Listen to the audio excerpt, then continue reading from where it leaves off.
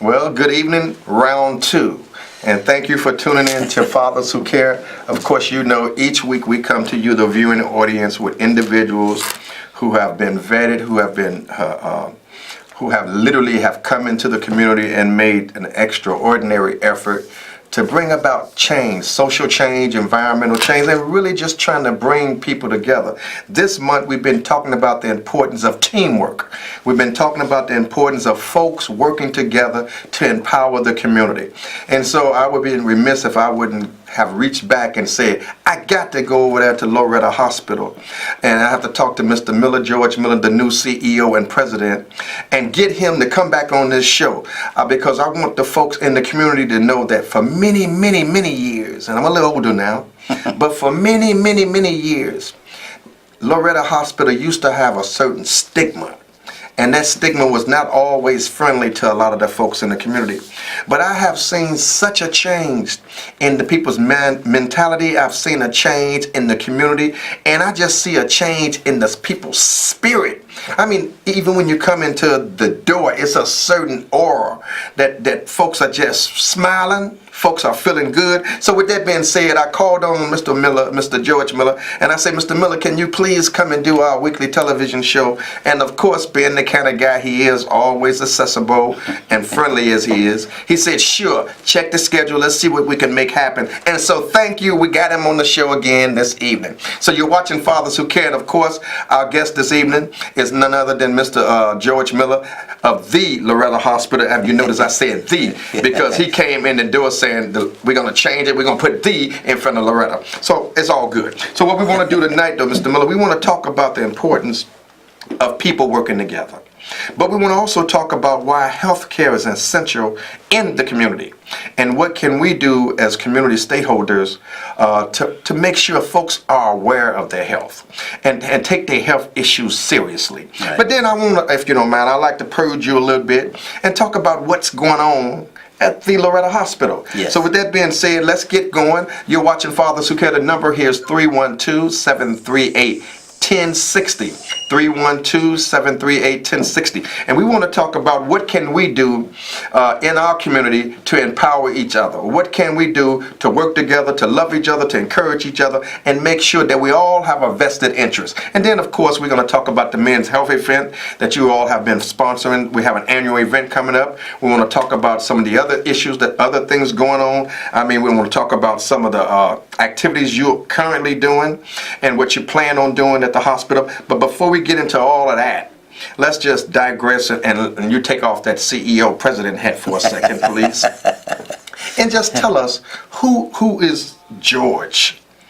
Now we know who Mr. Miller is. We know that we know all that. We got my that. Father, really. We got that. Yeah. Well, and you're his son, right? Yeah. And you're on his shoulders, right? Absolutely. So we got that. But who is George? Well, first of all, let me thank you for again inviting me to be here, Reverend Jones. It's always a pleasure to work with you. You're one of the pillars of our community. Thank you. You do a great job Thank you at so much. mentoring and being an inspiration to young people, and so I'm just honored to be here.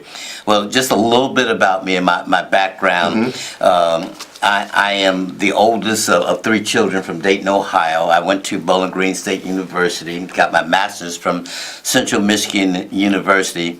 My mother was a nurse, and I just have a passion. She instilled in me that great passion to help other people. You're in the ministry, and I think my job is the second best job in the world. You save people's souls. We heal people, and we can make a difference in people's lives to give them one more day to be here. So my passion is helping people and helping others to help more people make a difference. And the reason why I chose to come to Austin is because I read about our community, Austin. I came from Austin, Texas to Austin, Illinois. So Go figure. I mean, it's synonymous. Yeah. I mean, it's what can you say? It had to happen. Yeah, it had to happen. But one of the things that I learned when I first got here that's really invigorated my passion even more. If you live in downtown Chicago, in the Loop, your life expectancy there is 88 years of life. Whoa. Back up. I'm a little slow. Say that again. If you live in the South Loop downtown. Okay, downtown. Yeah, the Gold Coast. Right. Shore Drive. Right. Yeah. Got it. Michigan Avenue. Got it. The Gold Coast. The Gold Coast. You Okay. live 88 years of life. Your life expectancy is Yes, 88 years. Okay, I on got you. average. So On the some average. are living longer. Okay. Okay. But if you go 9 miles on the Eisenhower to exit 23B, Which is Austin. which is Austin. Okay. Life is- Central. Yes. Yes. South Central. Right. Yeah. The life expectancy there for the citizens who live in Austin is 68.2 years of life. So in a 20-minute ride, you lose 20 years of life. Wow. And to me, Wow. that's inequity. So let me ask this here. Why is that? Well, there are a number of reasons for that. So you're telling me the life expectancy for someone who lives on the Gold Coast to someone who lives in Austin is 20 years. Yes. Is that what I heard you say? Difference, yes. Shortened. Shortened. Right. So right. why is that? It's a combination of several things, Okay. Reverend, and the core and the core central issue is that even in the backyard of some of the finest healthcare organizations in town, we don't have the same access to Okay. healthcare Okay. as the Okay. citizens of Austin and the West Side, and that's inequity. Let me give you another Okay, go with it. Go with that. example. Yeah. But your first thing you said was access to healthcare, right? Access to healthcare. Okay, go and ahead. that's why the Loretto Hospital is very, very important. I realize that we may have a reputation in the past, but it is the past. History is in the past, and we're forging ahead in a new direction, a new mission, a new vision, and new values to help change that narrative of the inequity of healthcare in Austin. Here's Okay, a better go ahead. example. Go ahead.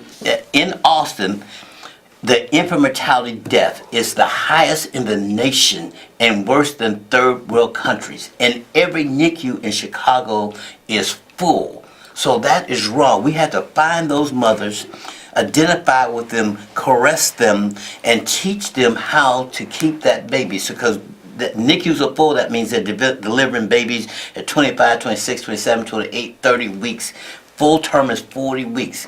So there is a thing that is happening in our community that we should be marching out in the street and protesting. So when you say we should be rallying, we should be up in arms. Yes. And we're talking about particularly about infant mortality. Yes. And we was talking about that at a meeting, a coalition meeting that we had yesterday, and we're actually doing a training on it next month. So tell us what can we do as a community? Right. Because I mean we shouldn't be allowing our babies to die. No, we should I mean not. the whole premise of why we exist Exactly. is to procreate. That's exactly All right. And we're the only community Right. that's not procreating And if you look at at the rate it should. Right. If you look at the city of Chicago and how Austin is surrounded by all these great healthcare organizations, great resources that are in this community, Right. yet we lead the nation, and worse than third world country. We have to come together as a community and say, enough is enough. Okay. And then we're developing programs to help that. Although we do not deliver babies, we still can be part of the solution. Okay. And the old axiom that says, if you're not part of the solution, you're part of the problem. Listen, So- you're watching Fathers Who Care. We have here Mr. Miller. I knew he was going to take me there and educate, and that's what we really want tonight. So what we're going to do, Mr. Miller, we're going to open up the phone lines. The phone lines are now open, 312-738-1060. If you want to know what can you do to be actively involved on the west side of Chicago, what can you do to be actively involved in some of the health initiatives that we're talking about, what can you do to make a personal or make a difference in the community, and how can you find out more about Loretto Hospital, the Loretto Hospital, and some of the activities. I know that we have a health fair coming up Yes. on the 29th. I want you guys to know that tomorrow is Friday. We'll be at Clark Park doing another anti-violence event, and also we want to send out a special public service announcement to the families or to those who may be watching. There's a reward for justice for Thana Muhammad, the 91-year-old mother, sister, 81-year-old sister that was brutally murdered out south. And then we want to send out our prayers and condolences and let you know that there's a reward for little Demetrius Griffin, the young person that was burnt alive in a garbage can in the Austin community. So if you want additional information about the rewards and breaking the silence, give us a call at Fathers Who Care at 773-287-5821. But now I want to get back to Mr. Miller. So Mr. Miller, what is a expert healthcare strategist? Well, it's a person who coalesces with the communities and Okay. organizations like yours, Fathers Okay. Who Care, Okay. and develops strategies to improve the health care. So are you a strategist? I am. Okay, go ahead. Yes, sir. Go ahead. And what we do is we take information. Every year, hospitals are required to do a community health needs assessment. We've done ours in 2015, and we're getting ready to do our next one for 2018. Isn't it every 2 years? Every 3 years. 3 years, okay. Every 3 years.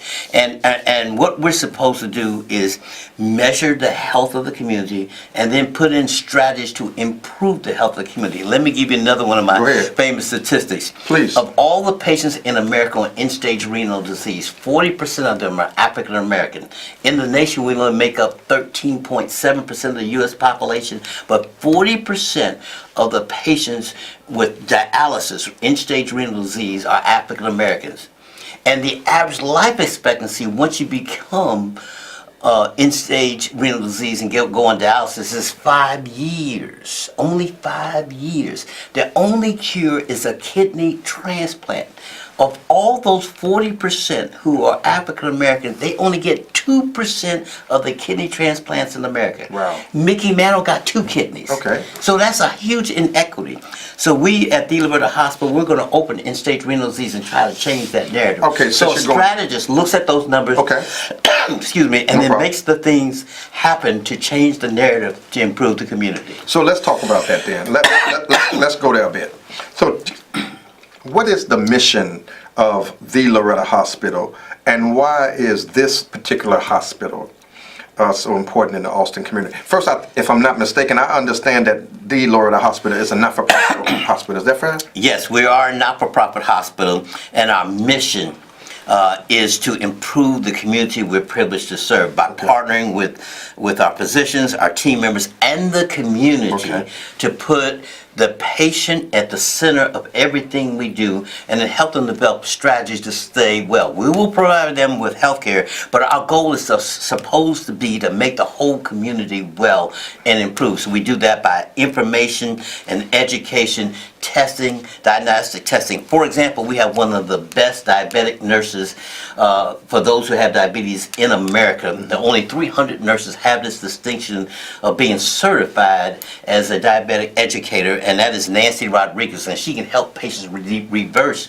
diabetes. If you get diabetes, you'll end up in an end-stage renal disease. And again, remember those statistics. Yeah. 40% of are African Americans. They only get 2% of the kidney, and the average life expectancy after you get on end-stage renal disease is only 5 years. You know, I can talk to you endlessly. I got a couple questions that I want to hit Sure. you specifically, and then I want you to talk to me about some of the things that you want us to do Sure. in the community to help empower each other, but also change the tide and the stigma associated with Loretto Hospital. Sure. Now, first I want to talk about this new emerging thing that's going on. Then, there's some new emerging drugs in the neighborhood now. Absolutely. The young people, they told me about this stuff. Yeah. They're drinking lean, they popping pills, Pills, right. Legos, all kind of stuff. They are smoking K2 and Spice, all that kind of foolishness. Right. And they're dying. Yes. But there's also this increase or this insurgence in the use of opioids. Right. We heard about Michael Jackson, we heard Right. about Prince, fentanyl, all of that Yeah. fentanyl. But Right. tell us, what is opioid and how is that actually affecting our community? Okay. And I'm specifically talking the African American community. Yeah, well, let me start at the end of the question. I'll try to cover all of them Okay. and unpack this for you. First of all, we unfortunately lead the city in opioid deaths. And opioids could be prescription medicines or they could be illegal drugs like Okay. heroin. And it depresses the breathing system and can kill you dead. Unfortunately, two Thursdays ago, we had 10 people come to the Loretto Hospital within a span of 2 hours. We had 5 Chicago fire departments come in to the Loretto Hospital. And we're very fortunate all 10 of those patients, our emergency room did an outstanding job. All 10 of those patients are alive today, thank you, are alive today because we were able to intervene in their lives quickly. Had they had to be transported to another hospital, some of them may not have lived because of our location in the Austin So community. are you talking about some of the, because I ride through there all the time. Yes, sir. And I see a lot of homeless folks in the neighborhood around the hospital. Right, right. But go ahead, I didn't mean to cut you off. That's okay, but we were able to intervene there. But we do take care of the homeless population. We make sure they are taken care of for the health needs, and we even feed them. And then in the wintertime, we are a shelter for them because that is the Somebody right said thing to you do. stop people eating pork at the hospital. Somebody said that. Well, that is correct. What? Yes, sir. What are you, a pork? No. You don't like pork or something, brother? No. I'm just asking. 'Cause That's I heard it. no, I I understand. heard that it's a pork-free environment. It is a pork-free environment. So let me tell you. But why. go ahead. No. Finish with the opioid. Finish with what's happening with the 10 people and the homelessness, Yeah. and then you can roll into that piece. Okay. So go ahead. Well, with the 10 people, they're alive today because we were able to intervene with them. Our nurses and doctors took immediate care. There's a wonderful drug for those who abuse opioids. It's called Narcan, and we were able to. And you introduce did it. training. You guys provided training, Narcan training at the Men's Health event several times. Yes. And I mean, folks can come in and learn how to save lives. Right. But go ahead. Yeah, but that's why we're involved in the community. We do a lot of community outreach, as you know. We open up our auditorium on the 6th floor. We have public meetings. It's not for profit. Anybody can come and use that facility. We just added a great foundation, I Am Able Foundation. Curling Vessel. Right. Dr. Vessel. Dr. Vessel. Yes. But we know your queen. Right, That's right. the queen. Yes, she is. That's the queen. And she provides a program, and we are the host sponsor there now at the Loretto Hospital, where she is training young African-American men and women who want to go in medicine in the future, and we host them because we think that's a wonderful vehicle. Absolutely. Now, getting back to the opioid issue. Now, opioid, name off some stuff that opioid is. Fentanyl. Fentanyl. Yeah. Cocaine. Heroin. Yeah. How about Vicodin? Vicodin, Oxycontin. You know them better than I do, as far as and you're in the community, and that speaks well. But all of those can be abused and misused, and they will cause death. For example, fentanyl is a drug that helps to reduce your breathing so you can have surgery, but you have a trained doctor. There are people out in the street without a doctor using this drug that's going to kill them dead. Okay. And many of the drugs that you mentioned are manufactured in garages and in places with no oversight, no FDA oversight, and so it will also kill you dead. So you're telling the folks to be what? Be what? What you telling the people to do? First of all, because folks are trying to escape, Mr. Miller. They're literally trying to escape. And then if a person is hurting, then you're not saying if the doctor prescribed this medication to you and you need to have it for certain pain, not to take it. You're saying that folks are abusing it. Is that what I'm hearing? That they are abusing it. Okay. And there may be some legitimate reasons why they start taking in the beginning, but they've got to be careful. But shouldn't there be a certain time limit to something like that? Yeah, absolutely. And they've got to read and listen to what the doctor says, what the use is for. The homeless population is a major catastrophe for a country as rich as we are, and we need to do something collectively about that. We should pull our collective minds and resources together to deal with that issue. Many of them are veterans. That means they sacrificed in the war and fought for us, and somehow we as a country have not reconciled that issue and find ways to provide shelter and clothing and food for them, and whatever mental issues that they may have, and try to work through those issues. Now, I heard that there's a meeting that you also host quarterly to try to get clergy involved in what's going on at the hospital. It's called a Clergy Advisory Council. We hold that once a quarter, and it's an opportunity for us to give the clergy, who are an integral part of our community. They are our spiritual leaders.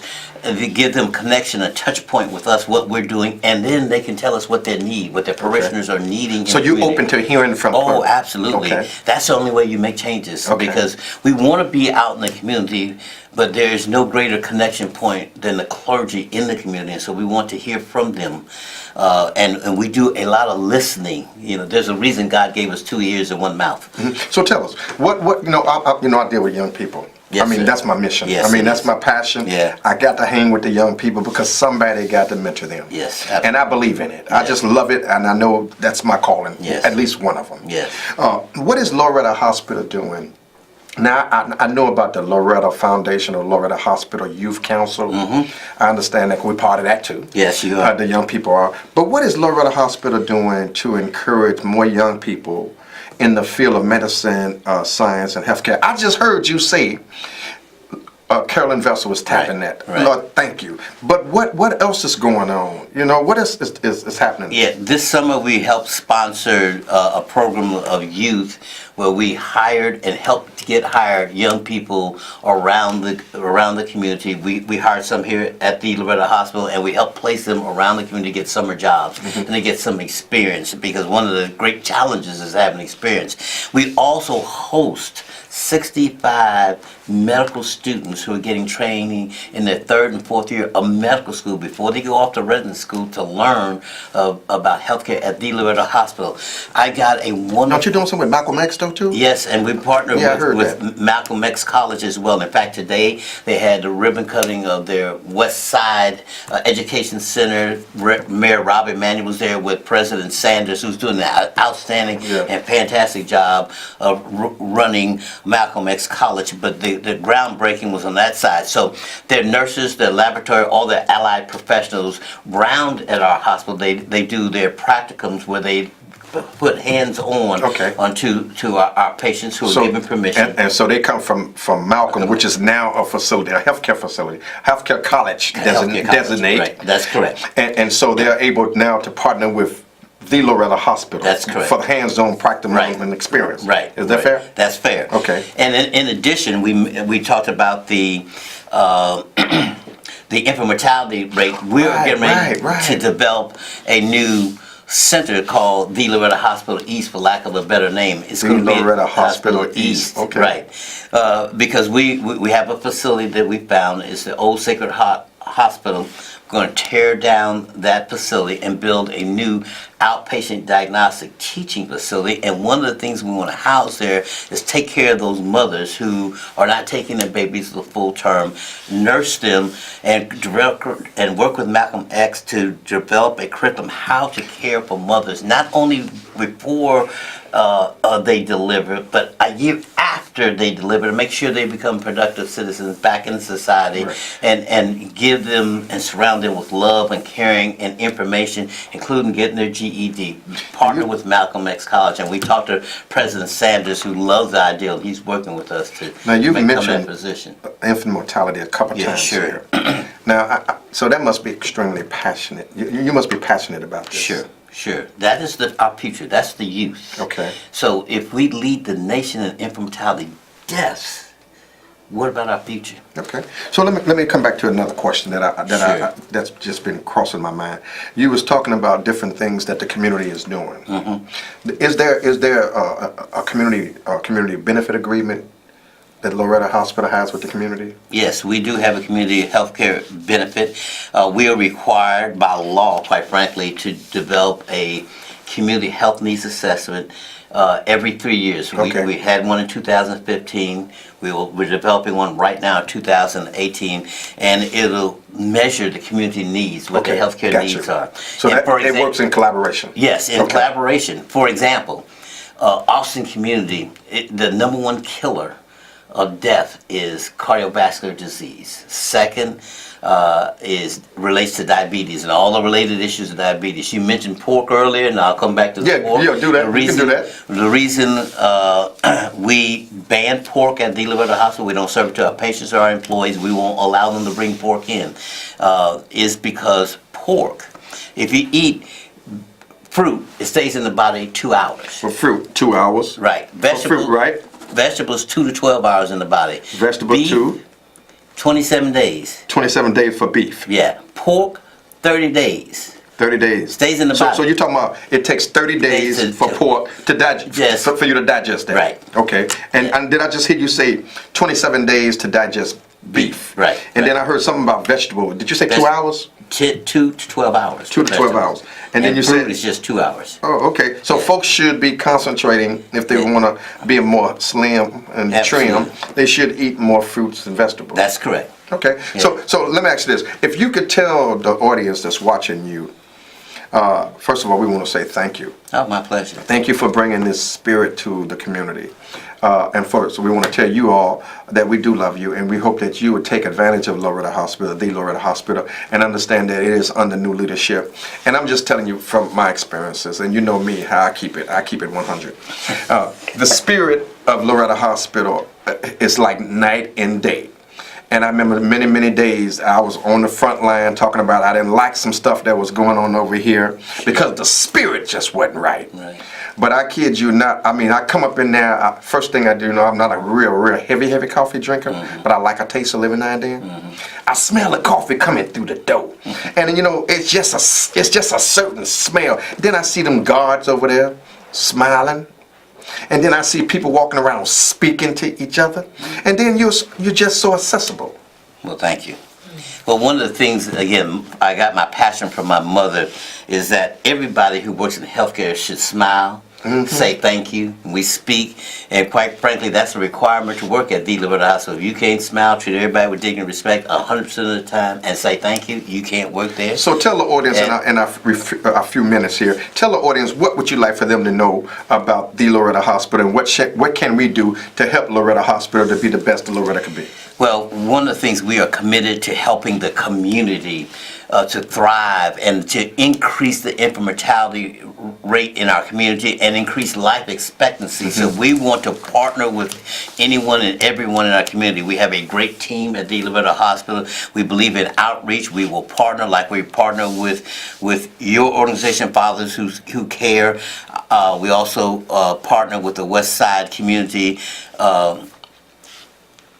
Men's Alliance and also the West Side Men to do a West Side Men's Health Fair. We also do annual one. The annual one. This Right. is our 4th year. We do a great Christmas event in our community. We give free toys out to the children in our community. And you do the Santa thing, and you do this. You just do so many things We at the do, hospital. and we want to do more. So if they wanted to get in touch with you, can you give them a number? Because we got about a second or two, 10 seconds. Give them a number if they want to get in touch with anybody over there. Yeah, I think that number you told me was 773 854 5063. Right. So 773-854-5063, and they can get in touch with who? Camille Lilly. Camille Lilly, you know Camille Lilly. She's Y'all our know state her in the neighborhood. She's a state rep. She's the external affairs. She's Chief External Affairs Officer. Chief External Affairs Officer. So listen, you just saw it. We have our own Mr. Miller here, and we want to tell you thank you all for watching the show. They were calling in, but they didn't call in. Thank you for listening tonight